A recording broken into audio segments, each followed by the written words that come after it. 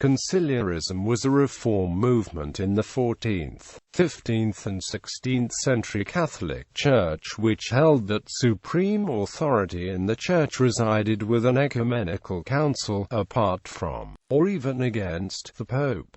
The movement emerged in response to the Western Schism between rival popes in Rome and Avignon. The schism inspired the summoning of the Council of Pisa, which failed to end the schism, and the Council of Constance, which succeeded and proclaimed its own superiority over the Pope. Conciliarism reached its apex with the Council of Basel, which ultimately fell apart. The eventual victor in the conflict was the institution of the papacy, confirmed by the condemnation of conciliarism at the Fifth Lateran Council, 1512–17. The final gesture, however, the doctrine of papal infallibility, was not promulgated until the First Vatican Council of 1870. Background: the 13th and 14th centuries were a period of challenges to papal authority in Catholic Europe. These new challenges were marked by disputes between the papacy and the secular kings of Europe. In particular, the quarrel between Philip IV of France and Pope Boniface VIII over the right to tax the clergy in France was especially heated. Philip was excommunicated and Boniface was accused of corruption, sorcery, and sodomy. In his Unum Sanctum, Boniface asserted that the papacy held power over both the spiritual and temporal worlds and that only God could judge the Pope. Philip responded by sending knights to Italy to arrest Boniface.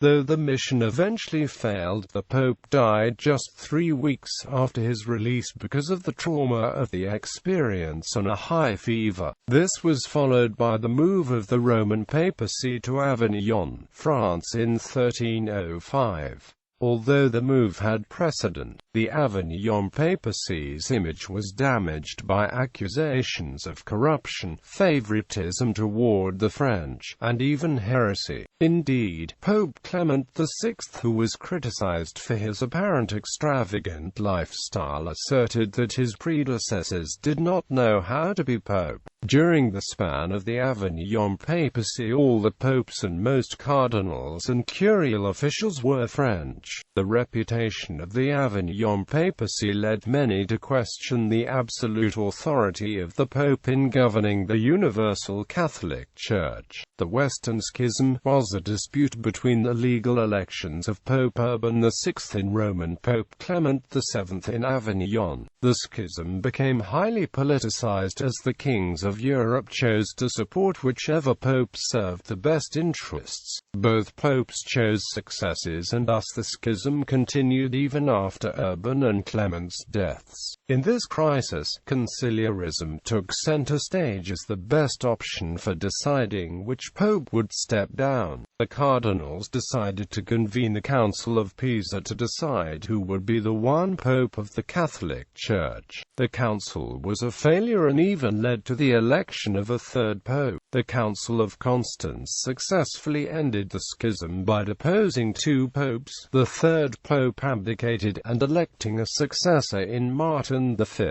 The council also decreed to maintain the council as the primary church body from then on, though Martin did not ratify this decision. The papal curia's apparent inability to implement church reform resulted in the radicalization of conciliarism at the Council of Basel, which at first found great support in Europe but in the end fell apart. Part sided with the Pope to form the Council of Florence, whereas a conciliar party in Basel elected another anti-pope before eventually losing its support among European governments. At the convening of the Fifth Lateran Council, Pope Julius II reasserted the supremacy of papal authority over that of the councils. Populated by cardinals opposed to conciliarism, the Lateran Council condemned the authority of conciliar bodies. In fact, the council was an essential copy of the pre-conciliar councils such as Lateran IV, Lyon, and Vienne. Conciliar theory. William of Ockham wrote some of the earliest documents outlining the basic understanding of conciliarism. His goal in these writings was removal of Pope John XXII, who had revoked a decree favoring Franciscan ideas about Christ and the apostles owning nothing individually or in common. Some of his arguments include that the election by the faithful, or the representatives, confers the position of pope and further limits the papal authority. The universal church is a congregation of the faithful, not the Catholic Church, which was promised to the apostles by Jesus. While the universal church cannot fall into heresy, it is known that the pope has fallen into heresy in the past. Should the pope fall into heresy, a council can be convened without his permission to judge him. William even stated that because it is a universal church, that the councils should include the participation of laymen and even women. In his defense of Pisa, Marsilius of Padua agreed with William of Ockham that the universal church is a church of the faithful, not the priests. Marsilius focused on the idea that the inequality of the priesthood has no divine basis and that Jesus, not the Pope, is the only head of the Catholic Church. Contradicting the idea of papal infallibility, Marsilius claimed that only the universal church is infallible, not the Pope. Marsilius differed from Ockham in his denial to the clergy of coercive power. Later conciliar theorists like Jacques Almain rejected Marsilius's argument to that effect, preferring more traditional clericalism modified to be more constitutional and democratic in emphasis.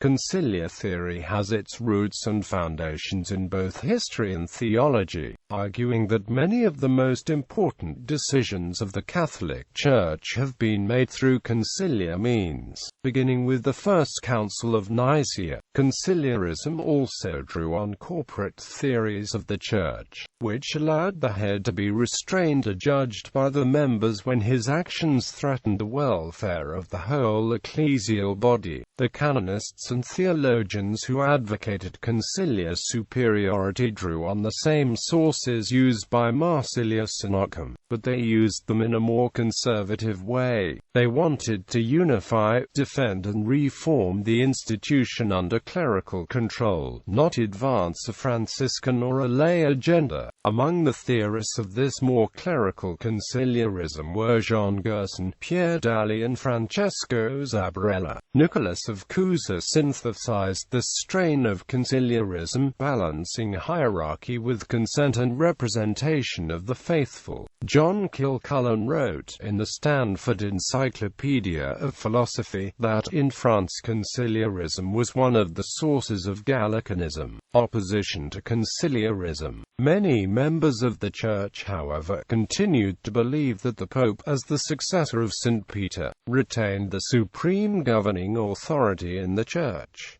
Juan de Torquemada defended papal supremacy in his Summa de Ecclesia, completed California, 1453. A generation later, Thomas Cajetan vigorously defended papal authority in his On the Comparison of the Authority of Pope and Council. He wrote that Peter alone had the vicariate of Jesus Christ, and only he received the power of jurisdiction immediately from Christ in an ordinary way, so that the others were to receive it from him in the ordinary course of the law and were subject to him, and that it must be demonstrated that Christ gave the plenitude of ecclesiastical power not to the community of the Church but to a single person in it. Both writers represent the many cardinals, canon lawyers and theologians who opposed the conciliar movement and supported the supremacy of Peter's successors. Conciliarism did not disappear in the face of these polemics. It survived to endorse the Council of Trent, which launched the Catholic Counter-Reformation in the 1540s and later appeared in the anti-curial polemics of Gallicanism, Josephinism and Febronianism. Modern conciliarism. Although conciliarist strains of thought remain within the Church, particularly in the United States, Rome and the teaching of the Catholic Church maintains that the Pope is the vicar of Christ on earth, and has the authority to issue infallible statements. This papal infallibility was invoked in Pope Pius IX's 1854 definition of the dogma of the Immaculate Conception of Mary, and Pope Pius XII's 1950 definition of the dogma of the Assumption of Mary. The teaching of the Second Vatican Council on the College of Bishops contained within the Decretum Lumen Gentium has sometimes been interpreted as conciliarism, or at least conducive to it by liberal and conservative Catholics alike. However, the text of the document as well as an explanatory note by Paul VI makes the distinction clear. There are Christians, especially of the Anglo-Catholic, Old Catholic and Eastern Orthodox communions, who maintain the absolute supremacy of an ecumenical council. See conciliarity. However, this belief, from the Orthodox view, has no historical connection with the above events in the history of the Western Church. A new interest in conciliarism was awakened in Catholic Church circles with the Convocation of the Second Vatican Council. The theologian Hans Kung and the historian Francis Christopher Oakley have argued that the decrees of the Council of Constance remain valid, limiting papal power.